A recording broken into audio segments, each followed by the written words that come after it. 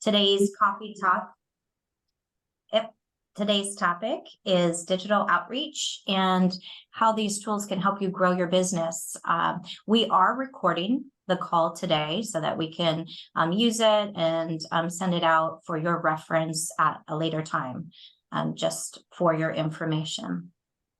I'm going to provide a brief overview of EDPNC and our goals of the coffee talk, and then we'll kick things off with today's topic. So EDPNC is a public-private partnership. Our organization was formed in 2014 when the North Carolina Department of Commerce pulled out much of the economic development growth functions from the North Carolina Department of Commerce. And the team that is hosting the call today is the International Trade Team. Our goal is to help North Carolina companies reach and succeed in foreign markets. We offer a combination of free services to include consultations with our foreign offices and free educational webinars. We also have a grant program that's designed to ease the financial lift of outreach to foreign markets through a reimbursement program for activities that includes trade show exhibits, website localization in foreign markets, and things that we'll talk about today. If you would like additional information about other services, please refer to our website, which is www.edpnc.com. We have an events page, and we also have a page for export services that you can find on the website. On that note, are any of my trade manager colleagues on the line? And if you are, can you introduce yourself quickly? I see Kuldeep. Yes. Hi, good morning. Good morning. Hi, this is Kuldeep Vasan. I'm the International Trade Manager, colleague of Melissa, and I cover the sectors of defense, security, and information technology. Thank you. Thanks, Kuldeep. And we are divided by industry. Kuldeep just told you what his are. I cover biopharma, medical, as well as chemicals, plastics, rubber. Blake is usually on the call, but I saw he had a nice suit on. He might be off to a meeting. But our trade manager industry coverage can be found on the website as well. So we have two main goals of these export coffee talks. First, we want to bring you information about various aspects of your export journey by inviting experienced professionals to offer their expertise. And second, we want to give you the opportunity to have dialogue with these experts as well as other North Carolina companies. And that's why we're encouraging the interaction on the chat. Feel free to interact with one another on the chat during the call. Raise your hand, ask questions. We are here as an ecosystem to support you. And you'll see how dedicated some of these panelists are in just a moment when I introduce them. So we have two representatives from small North Carolina companies that are taking their time out to share with you these really important tools. We also have two individuals that work for companies that are experts in various aspects of digital outreach, and they're going to share a practitioner's point of view. I specifically want to thank Lisa and Jonathan, who I will introduce momentarily, for taking the time out constantly every month of their life to be a resource, to be a mentor for other North Carolina companies, to help them on their export journey. So please make note of their contact information. They always make themselves available, even beyond the digital outreach topic. Okay, so Lisa Bamford, the first panelist I'm going to introduce, is the Director of Global Marketing and Business Development for the company Sciencix. They're headquartered in Cary. She is also the president of the Triangle chapter of the World Trade Association, among many other things. Lisa, I welcome you this morning. Can you tell us a little bit about your company? Sure. Well, I work for Sciencix. We've been in business since 1985. Small business manufacturer of HPLC and mass spectrometry repair parts for analytical laboratory instruments. So it's very technical, very heavy into research laboratories, and we export our parts to customers and labs in over 100 countries around the world. So we've been thrilled to partner and have the support of the EDPNC to help us further our reach. Thank you, Lisa. Thanks again for helping. We appreciate it. Next, I'd like to introduce Jonathan Szucs, General Manager of Advanced Superabrasives. He has been very involved in the North Carolina international trade ecosystem for years, but he is also a leader at the national level, involved with the National Level District Export Council. Jonathan, can you say hello and introduce your company? Yes, thank you, Melissa. Welcome everybody to this coffee talk. I look forward to hearing from you guys and hearing your questions, but a little bit about me and what I do. My day job is I'm at Advanced Superabrasives. You're saying, well, what's that? We make grinding wheels. So you say, okay, grinding wheels for what? We make grinding wheels to make the tools that make things.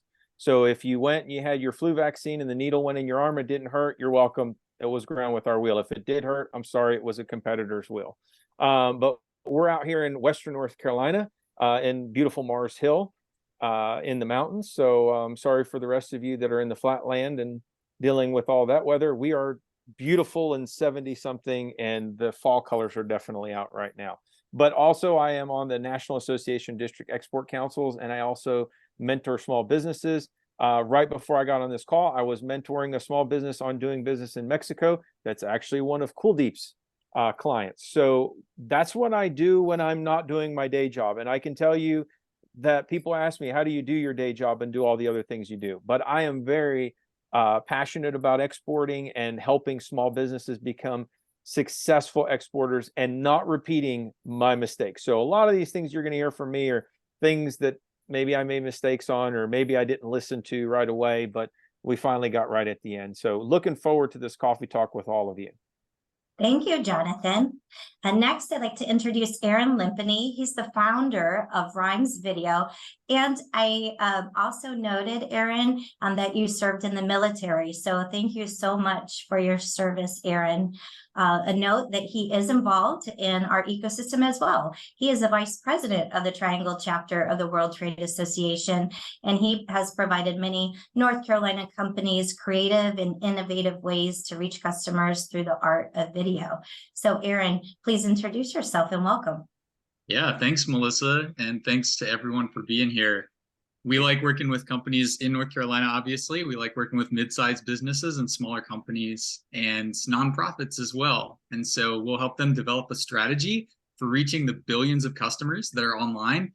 Social media is probably the biggest opportunity of this century so far. So we like helping companies get on there, make a strategy that's going to work, reach new clients, connect with people, and probably most importantly, when you're dealing with international trade, is building that trust, making sure people know you're a real company that's going to deliver for them.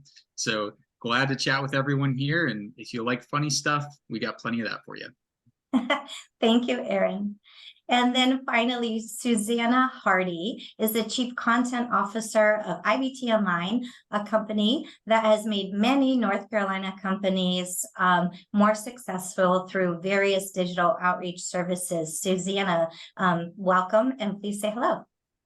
Hello, and thank you so much, Melissa. That's very kind. And I'm delighted to be here today, and what a great time to talk about the digital transformation and all that's going on. So as Melissa said, we're IBT Online. We're delighted to have worked with North Carolina companies, and I'm so excited because we've got two of our favorite companies here, with Jonathan and Lisa. No favorites, of course, but hey, it's great. And so we build websites and do online marketing globally. And we help them, and we are 100% focused on small and mid-cap companies and delivering them the business online tools that they need to develop and grow their sales internationally. So that's me. I'm delighted if I can answer any questions. Great. And if I don't know the answer, I know someone who does. How about that? Thank you. Great, thank you, Susanna. We're going to leave a little bit of time for Q&A at the end, but that shouldn't stop you from asking questions in the chat or raising your hands during the call. We encourage dialogue, and on that note, I will turn it over to Lisa and Jonathan to kick things off for us. So we're going to fire up the crowd, right, Jonathan? And Jonathan, you mentioned something, the word mentorship, which I really appreciate you saying, because you're further along in this journey than even I am, as far as being involved with the EDPNC and developing your own international trade strategy. I'm a little bit newer to that game, and so hopefully we can bring that perspective today of one who's very well seasoned, and then one who's maybe more of a newbie, and how we both found the incredible support and mentorship that is so accessible to us. In my case, when I came to Sciencix, and I started here in January of 21, so kind of mid-pandemic, here we are. And just prior to that, I had been working for a very large pharmaceutical company where you have large sales forces and departments that do all the things that when you now come to a small business, you got to wear all the hats. And so mid-pandemic, I was challenged to come up with a marketing strategy that would tap into the new way people were now going to be purchasing and looking at businesses. And people now had been at home on lockdown and were becoming very well versed with e-commerce because they weren't going out to shops.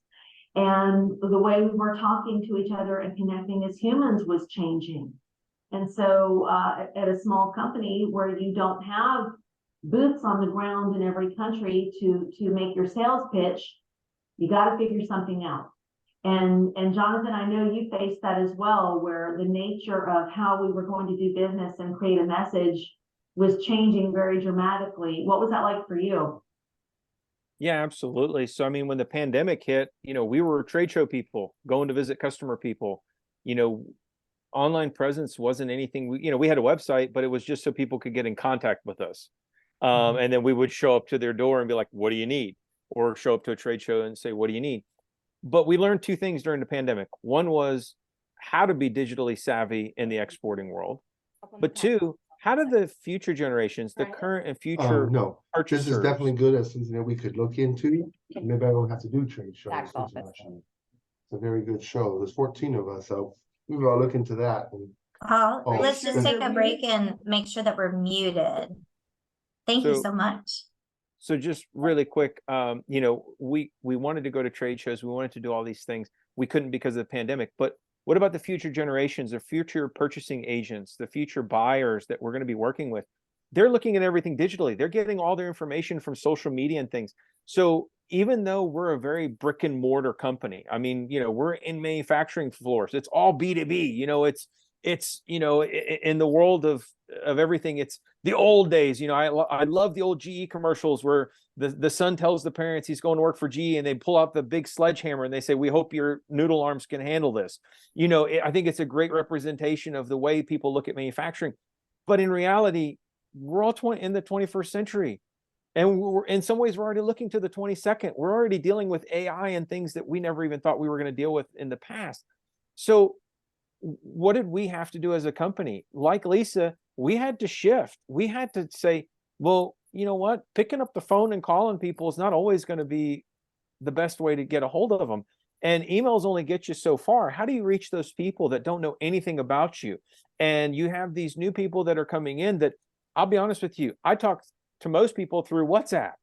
I mean, it's not even through regular text. It's not even through a regular phone call. It's through Zoom, it's through Teams, it's through WhatsApp, it's through social media, it's through LinkedIn, so you have to look at that. So how do you leverage that? I think, Lisa's saying, how do you leverage that?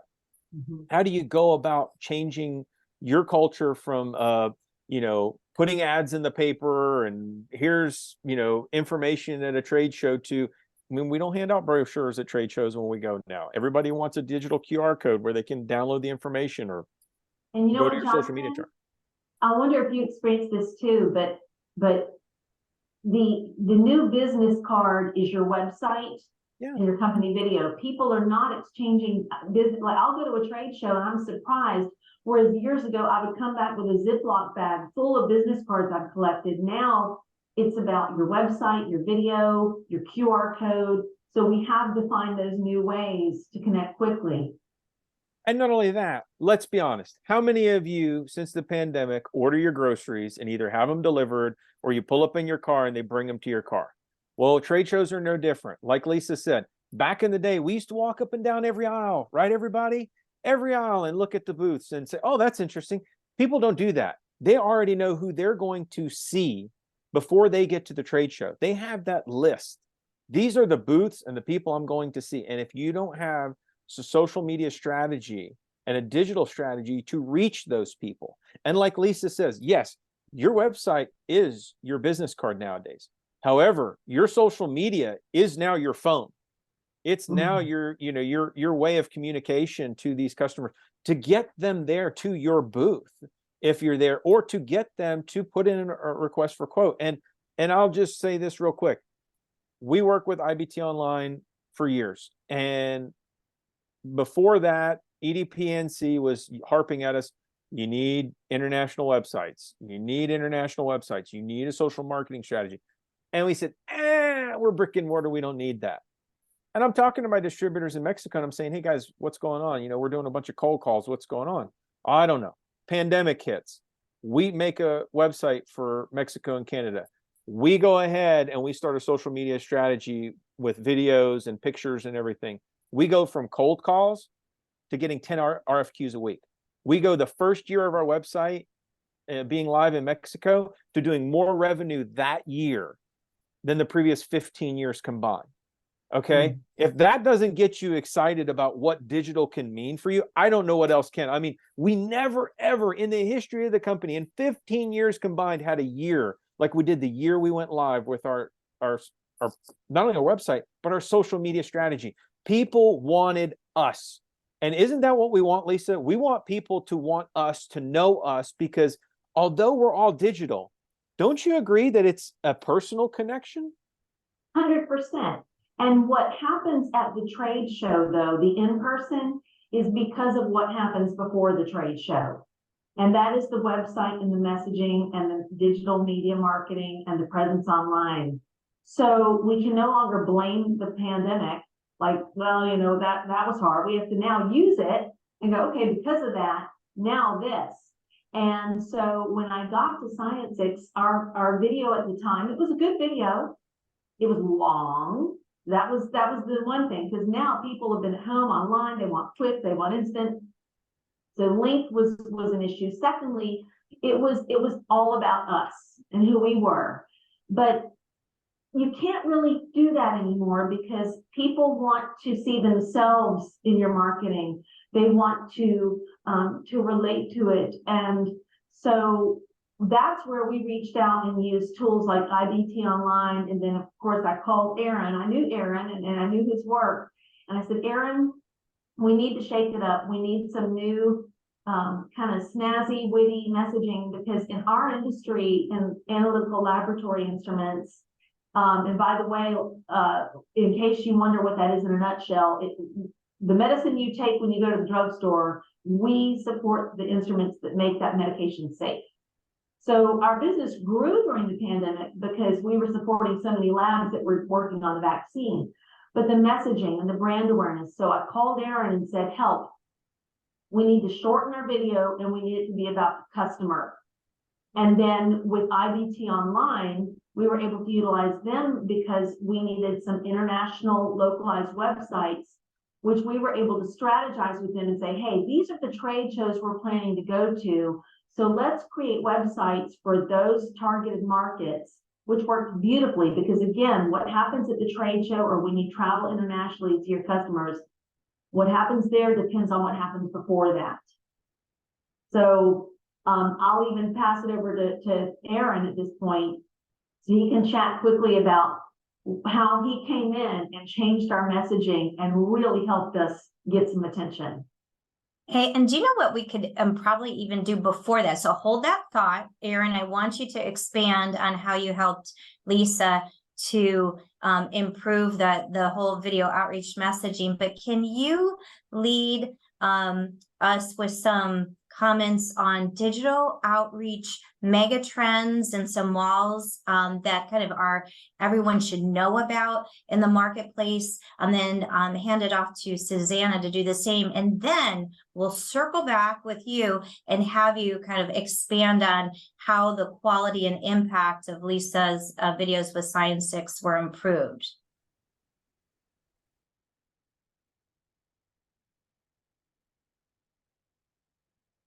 Sorry, I've remained muted here. So absolutely, when you're talking about megatrends, there's kind of two routes that are happening right now. The first one is with long form video, and it's been around for a while, but if you aren't super familiar with long form, Google is the #1 search engine in the world, and they own YouTube.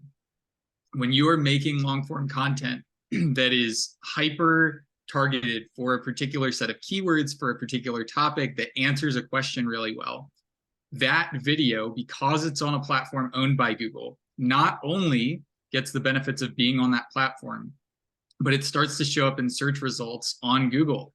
And so if you have assets that you are placing in the right locations and that are answering the right questions for your customers, you're all of a sudden hitting multiple channels where people are searching for that information with one asset. And the great thing about long form video is that YouTube consistently will still show videos from 15 years ago if they answer that question well, and if they haven't been out competed. That also opens the door for the second part of this strategy, which is the 1% rule. And that means that when you're trying to compete against a video, if you have, let's say someone, you know, in Lisa's market made a video about a specific HPLC part, and you know, this part outperforms others, and here's why you want this in your system. Well, if you do that 1% better, and your YouTube SEO is good, and your promotion is good, all of a sudden you're going to start outcompeting that other video just with a 1% better video, whether that's production quality, whether that's answering the question in a little bit more of a concise fashion. So you have this opportunity to not only get on these multiple platforms, but to start outcompeting that content that's already there. Behind all of this is a massive worldwide trend in the democratization of information and knowledge. People are starting to realize that you don't have to be this massive conglomerate. In fact, usually the people that know the most aren't, to be an expert in your field. And so social media has enabled the average person who is an expert in their field to put their information out and let the general public view that, use it, realize it's good info, and then they get that credit from it. So if you're not taking advantage of this, you are falling behind right now in any industry. Like people from, I have clients that are in the dental field, and we're reaching people in India, in Brazil, in Turkey, in Costa Rica, like all over the world where there are these places where people need to learn about dentistry. We're reaching them. You know, Sciencix is in over 100 countries. We're reaching people in all of those countries with this information. If you put yourself on those platforms, put out the knowledge that you have, you allow for feedback to come to you, you can improve your content, and you can start reaching an audience that you had never dreamed of. And that's when stuff starts happening like Jonathan was talking about. They put themselves out there, they show themselves on social media, they put out information, they're helpful, and all of a sudden you have people that are coming to you because you are the expert, and that conversation, that whole sales conversation is flipped. Instead of you calling and trying to get past a gatekeeper and saying, oh, you know, I need to talk to this person, I have a great pitch, and they're so skeptical, they think you're trying to sell them something. Now they're calling you and saying, wow, you're the person I saw on social media, this is amazing, I want to order from you. So the biggest trend that I would recommend getting on is taking a platform, whatever you're most comfortable with and whatever is the right length to put out the information you have. YouTube is still my favorite of all time, but if that's Instagram for you, if it's TikTok, find which platform resonates with you and start making content for it today about what you're an expert in. Thank you, Aaron. Susanna, can you give us some megatrend overviews of what everyone should know about right now? Oh, with pleasure. I'm sort of almost like summing up quite a bit of what people have talked about so far, and sort of some of the things that Jonathan and Lisa and Aaron have mentioned, a couple of things. The first is this whole wave of digital transformation.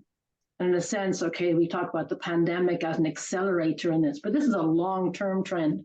And that digital transformation now is global and is really something that companies need to embrace fully. Okay, maybe you can leave AI for another day, but the digital transformation of your online assets has to be totally embraced within the company. What I always say to companies is like, well, think of your website and your online media strategy as a person. Invite them into the strategy meetings, invite them into the marketing meetings, invite them into the sales meetings. Now, okay, we're going to a trade show. What does that mean for my website? What does that mean for my social media?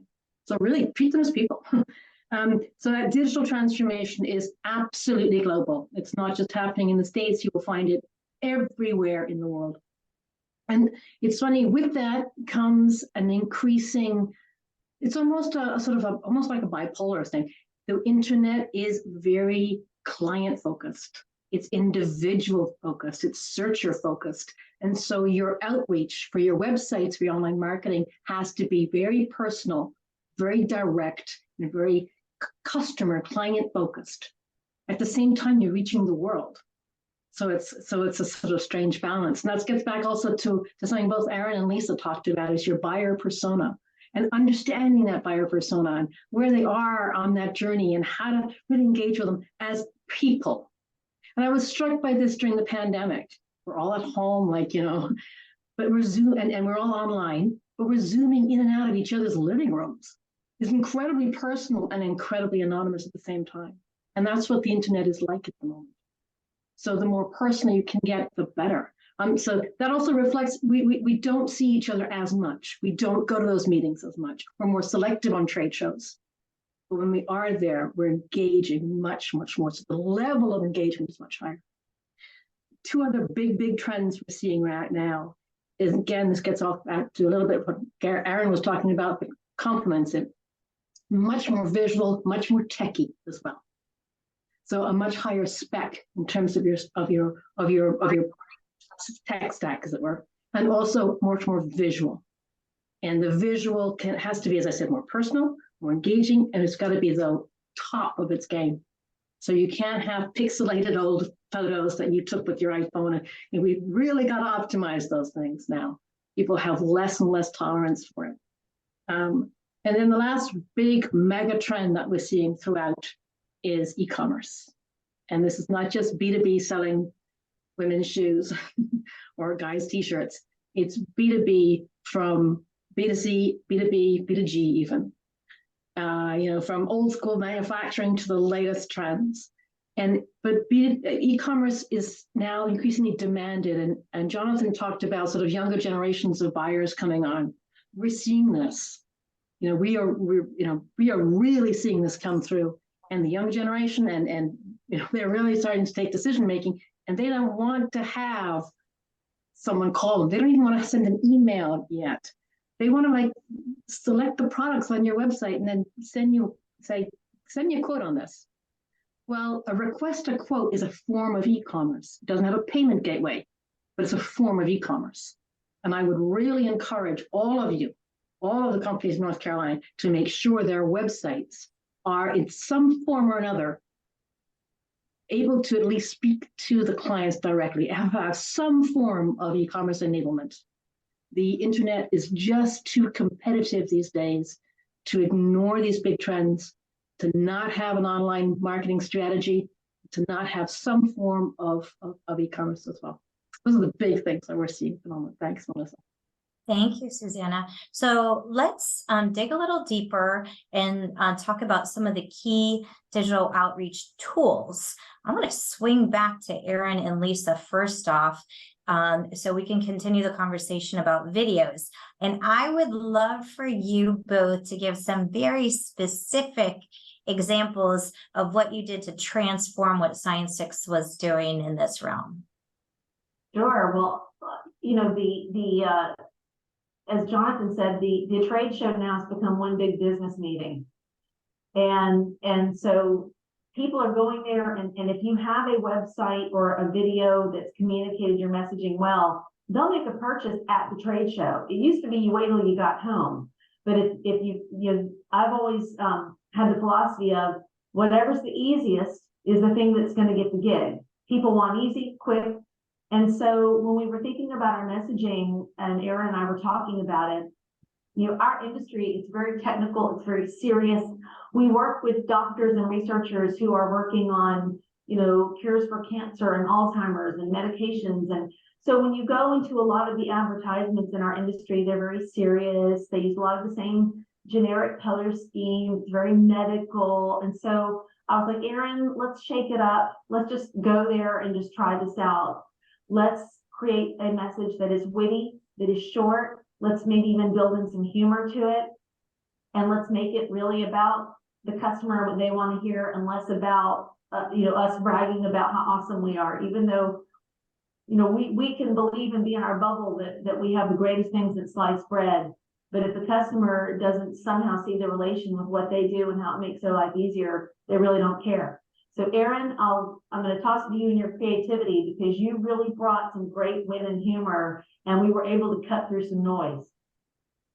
Well, one of the interesting things that Lisa brings up is that Sciencix, not only are they in the 1% of small businesses in America, but they're also in the 5% of business leaders who aren't scared to use humor in advertising. So Oracle did a study, I think in 2021, and over 85% of consumers want to see more content from businesses, but they want it to be funny. And yet 95% of business leaders say they're afraid or scared to use humor in advertising, and they don't want to step on toes. It's dumb. It's just dumb. And Sciencix is one of those brave and smart companies that is not afraid to do that. And so one of the things in our conversations that Lisa mentioned that kept coming up, I would ask, like, what do your clients want? What is it so important to them? What is the reason they go with Sciencix? And she was like, honestly, our parts are, essentially equivalent to OEM. They work pretty much the same, but the big theme is they ship fast. Like, we have them ready to go and we can ship same day and they get delivered on time. When these companies have a part that breaks, like, you don't want your car sitting for 2 weeks waiting on a part. Imagine if your entire business operates around a device that can no longer function. The lost revenue is huge. And so we kept getting this theme that was Sciencix ships fast, Sciencix ships fast. And that became sort of the theme, the driving theme of the video. And it worked. We had some humorous elements. We put in this theme that when you order, the stuff's ready to go. It's going to be shipped out same day, and you're going to get your order on time, and you're not going to have a ton of downtime on that device. And then we also hit some other things. We had some motion graphics showing the comparison between the testing of the OEM part versus the Sciencix part, and showing how they were essentially equivalent. And we showed the certifications, all the important things that they wanted to know. But really, it's understanding what is important to your customer and how are you showing them in a way that's entertaining that you do that. And you do that, you're going to end up like Sciencix. You're going to build trust with your customer. You're going to build that rapport, and you're going to reassure them that they're going to get exactly what they want from you. You're right, Aaron. And Jonathan, I don't know if you experienced this too, but I've even had customers, especially since the supply chain issues became so problematic, they would say, you know what, Lisa, we know you have great pricing and your prices are so much lower than OEMs, but you know what? We just need to get the part. And if you can get us the part, like, we'll pay. We don't care. Have you also experienced that? Oh, absolutely. A lot of our sales internationally was because other countries were shut down. During the pandemic, you would have Brazil would be shut down for a little while, and then the EU was shut down in different parts. And, Austria still hasn't come back from the pandemic. I still think that they're still enjoying the pandemic time in Austria, but it just is what it is in some of these places. But yes, if you have the product and you can ship it, absolutely. And to Aaron's point, humor is great. And I'll turn it over to Susanna, because she helped us with our website. So she knows ASI is a quite humorous company. Okay. We love what we do, but we love the people we work with, and we all are a big family here and love to have fun with each other. So Susanna, tell them, ASI, what do we do? We all have nicknames. We do all kinds of weird things, don't we? Hold on, there's Big George, whoa, fabulous to have a company with such a strong identity. And that's one of the things that comes across. You have to build that across Also, as Aaron was saying, the videos and all your online tools have to have a strong identity. So ASI, the people are very, very genuine, and there's conversations between the machinists and the HR lady, and she's going like this, and they're talking away, and then Big George is on one of the machines. And if you go into the part where they're all the team, there's all very serious faces. They're all wearing the ASI shirts, and then if you hover over it, they make a funny gesture. It's just very human. It's just so that there's because you have to engage on a screen. It's hard. It's hard to build trust if you don't look someone in the eye and sit down with a cup of coffee. So how do you build that trust that moves the buyer's journey along? Right, and Susanna, I would like to add too, so if you're competing, right, if what you offer, you have competitors and someone's deciding who they're going to purchase from, if they get a feeling like they might have learned something about you personally or your company a little bit more through this type of digital tool, that's very helpul. I want to make sure that we're allowing enough time to discuss some other tools as well. So Susanna, can you describe what exactly website localization is so people understand what it is? And then Lisa and Jonathan can speak to how that has helped them succeed. They've mentioned it a little bit so far, but if you can help with the educational aspect of it, and let's talk about website localization. Sure, absolutely. Website localization is just knowing your international buyer persona and what that buyer persona is like, how they interact online, whether and what they respond to, how do they react to. Let me give you an example. Mexico, right? Mexico is a very plugged in place. They spend more hours online than Americans. So you think you and your kids spend a long time, Mexicans way more than you. The average American spends about 2.5 hours per day on social media. Mexicans spend 3.5 hours a day. Americans love to have a toll-free number and a phone number. What? The Mexicans do not telephone. They use WhatsApp. They use business WhatsApp, and deals are made on WhatsApp. You don't have a WhatsApp, they won't contact you. So localizing your online strategy, whether it's your marketing, your websites, means understanding your local buyer persona, how they react, what they're looking for. A silly example could be the words you use to make sure you're using good Mexican Spanish, that the right keywords are being used on the website and on the online marketing. But equally, it's making sure that you have the right videos, the right visuals, and that you understand how they react to it. So, for example, Mexicans would love to be on Facebook, and they even do a lot of business on Facebook. You might not find the same thing in Canada, where they're much more LinkedIn, for example, for some industries. So again, it's understanding the platforms, how they react to those platforms, and how your buyer persona is across different markets. And that's I think the key is really understanding that local buyer persona, how they interact in their local market, and then mirroring, making sure, as Lisa said earlier, it's not about us, it's about them, it's about your clients. How to make life easier for them. And so to Susanna's point, when you have a localized website from the customer's perspective, and I've had customers and distributors tell me this, when you localize a website and you actually take the time to do it right, and you use somebody like IBT, you use somebody like Aaron to create the content and everything for those websites and social media, it's like putting a brick and mortar place in their backyard. So it's like having a store in your backyard. Okay, so you're no longer that foreign company. You're a foreign company that has a local presence, and that local presence doesn't always have to be your distributor or your rep. And I'll give you an example. When we did our website in Mexico, our distributors were saying, "Man, it's so great." People are like, "Where's the plant?" Like if they have a website here, they got to have a plant here. And he's like, "No, they just have the website." But people, our customers were going to that website for information. They were going for the safety data sheets and everything else that you can localize. So let's say in the EU, you have your own set of rules.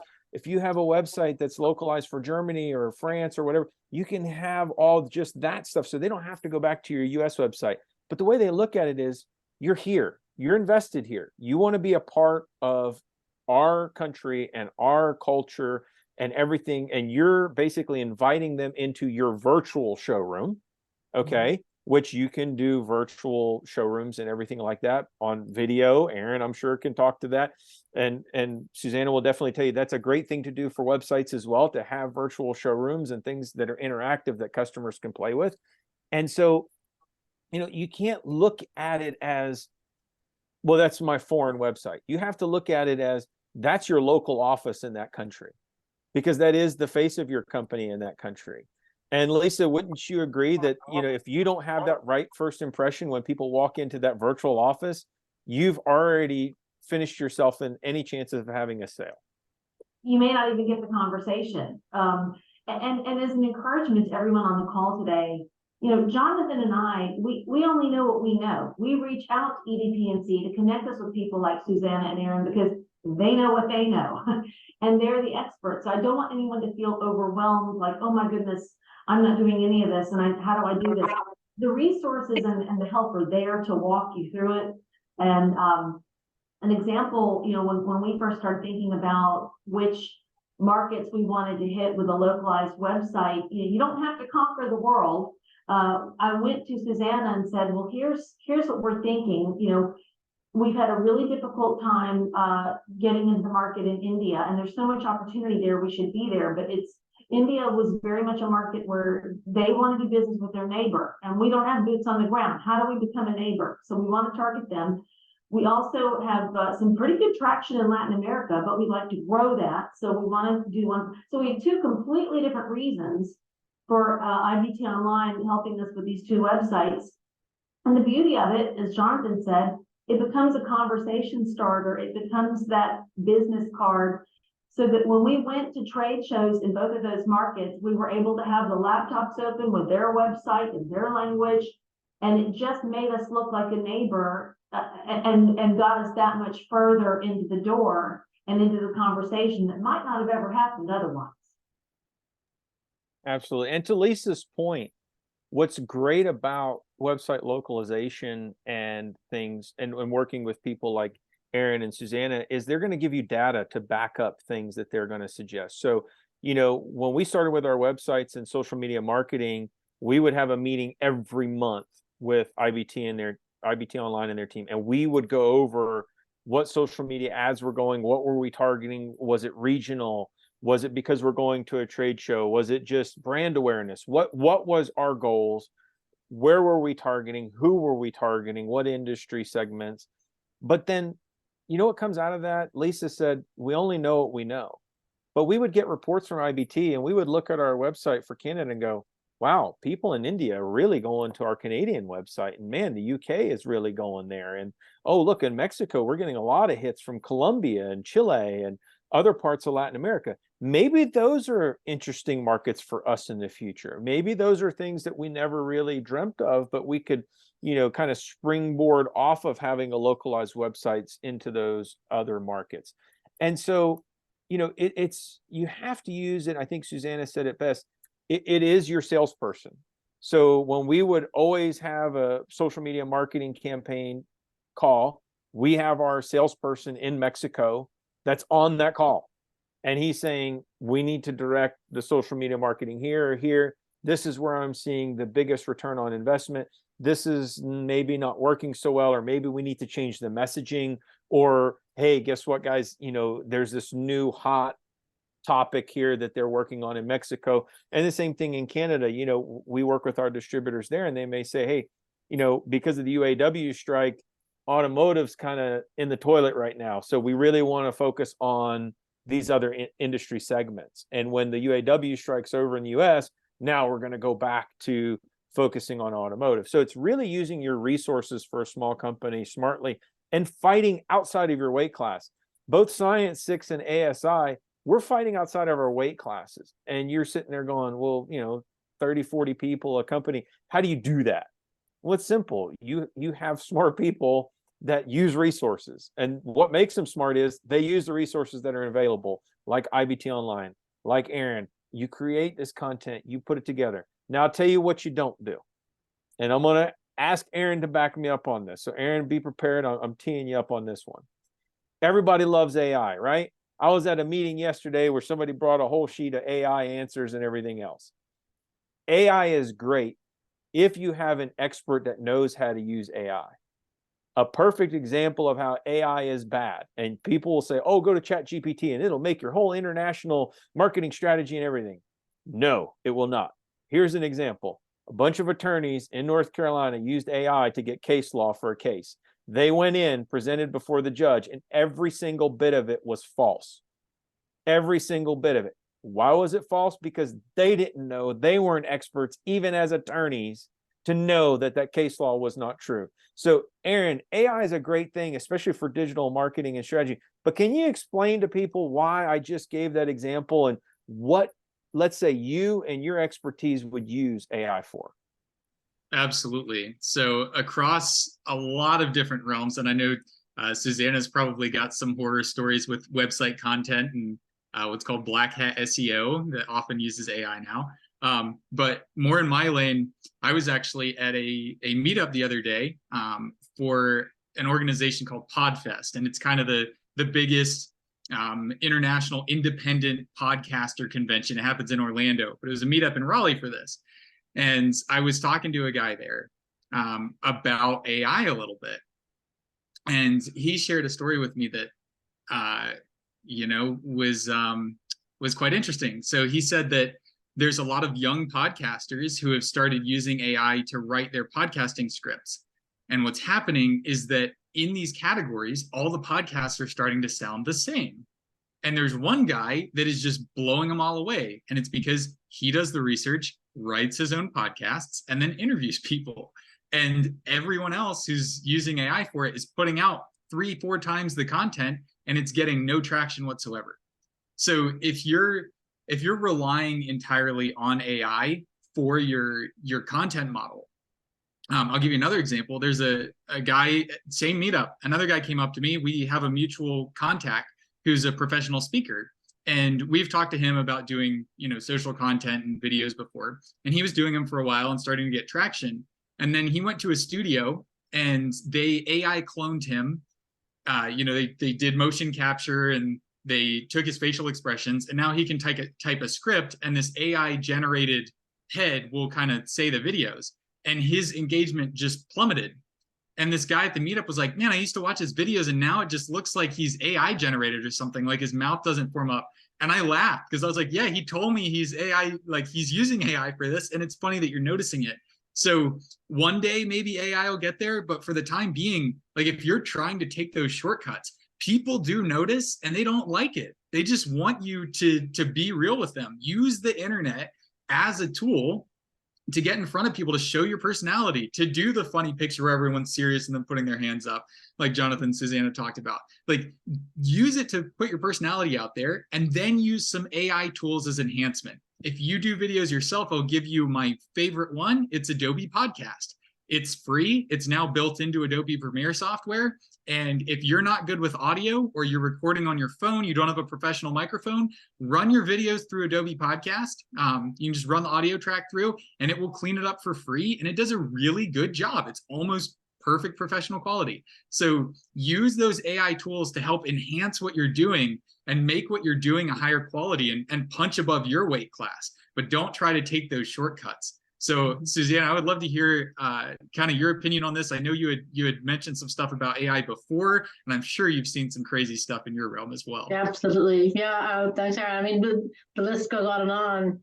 But, in many ways, anyone in online marketing has been using AI for many years, in fact. All those SEMrush, Moz, all the softwares we use to analyze and look at data, the algorithms for Google. Most of that is basically on AI, but now it's like a Pandora's box opened up to everybody. But I think Jonathan's point is really, really worth thinking about and taking on board. Don't cut corners. It's really not worth it. Especially you've got terrific resources with EDPNC.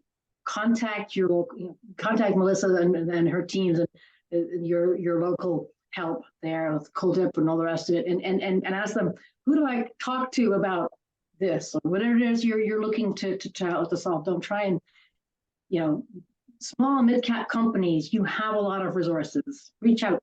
We're here for you. Right. On that note, so we have about 10 minutes left. While I ask the panel a question, I'm going to invite everybody on the call to type into the chat any questions that you have based on what you've heard thus far. One question that I'm going to pose to the panelists as people type in their questions is, okay, so we've heard about website localization, informed markets. We've heard about strategic video creation. We've heard about targeted ad campaigns, social media ad campaigns were mentioned, and then Susanna also mentioned e-commerce. So from those tools, some people might feel a little bit overwhelmed. Where do I start? Susanna did mention you can reach out to us.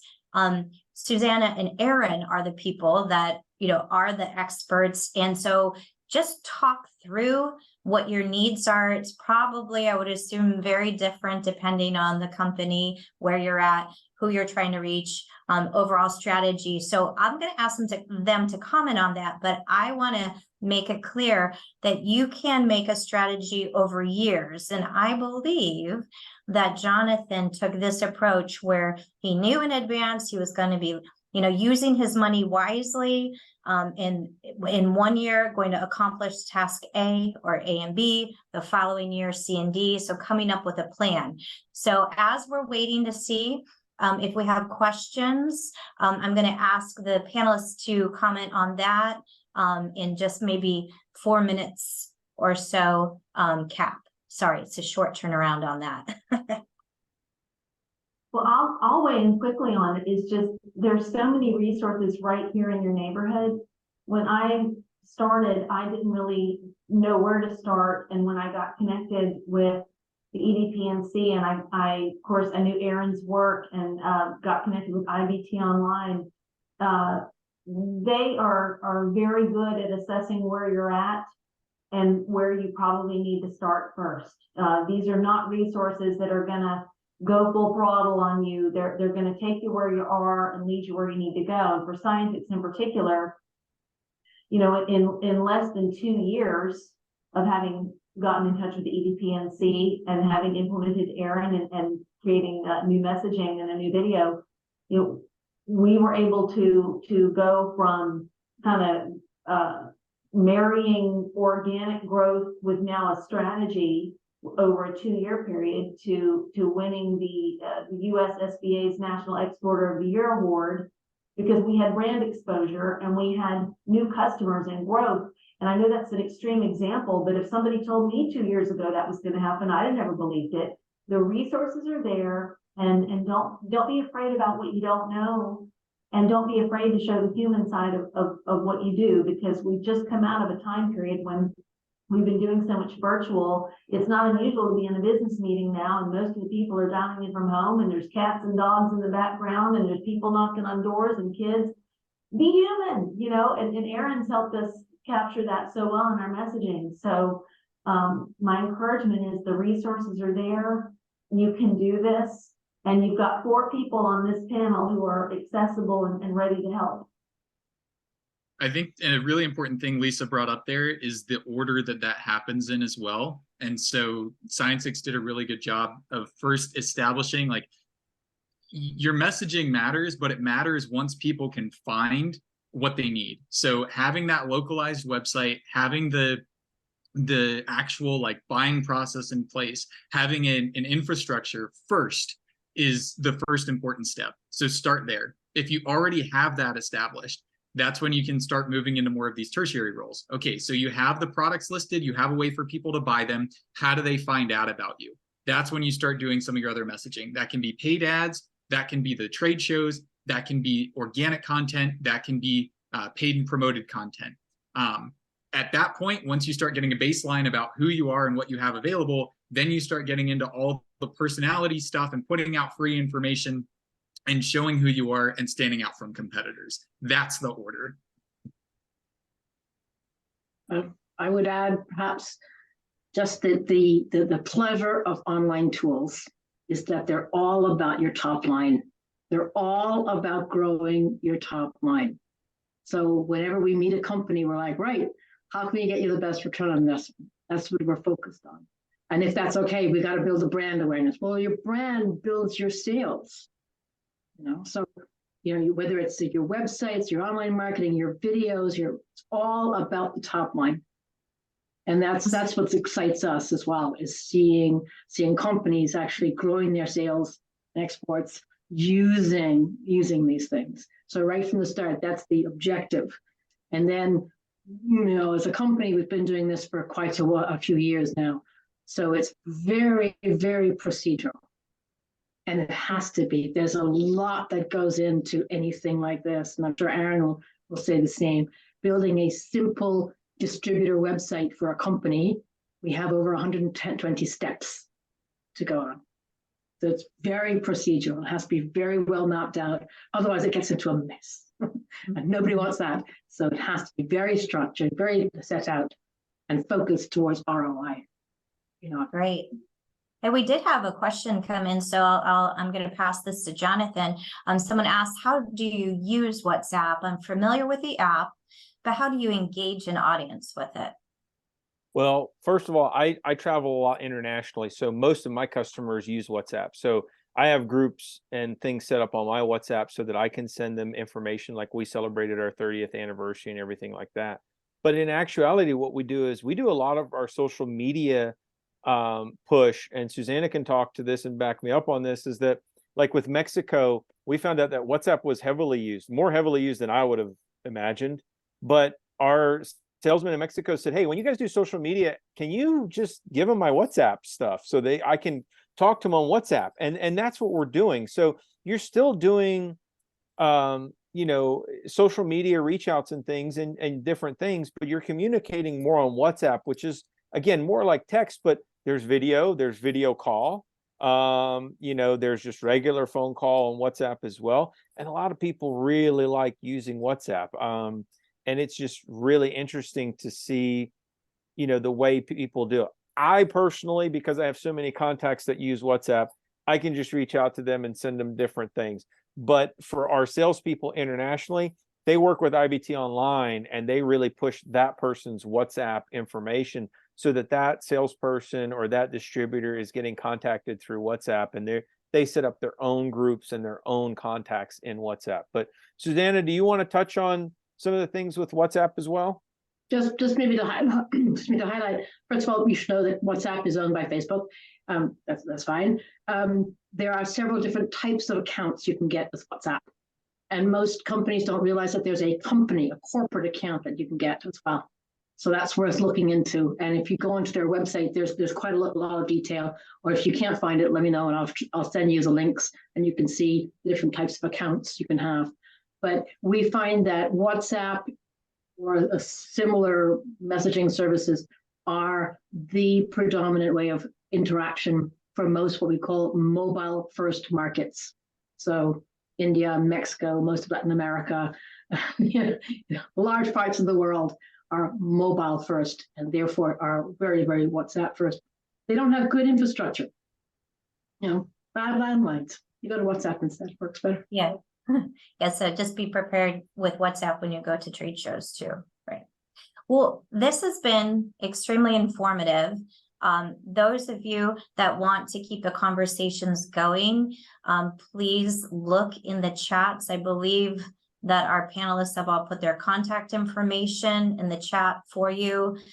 Lisa and Jonathan offer themselves as mentors and just to shoot the breeze with you on some of these topics. And then of course, Aaron and Susanna have expertise to offer for implementation type of questions. So use the chat, reach out to us. I'd like to thank everyone for taking time out of your day. Panelists, thank you for offering your time and expertise. And for everyone that joined us today, thank you so much for your time. Our coffee talk next month is going to focus on foreign exchange risk and just things that a lot of companies haven't really thought of that are worth knowing. So that'll be the second Friday of December, and information will be sent out next week about that.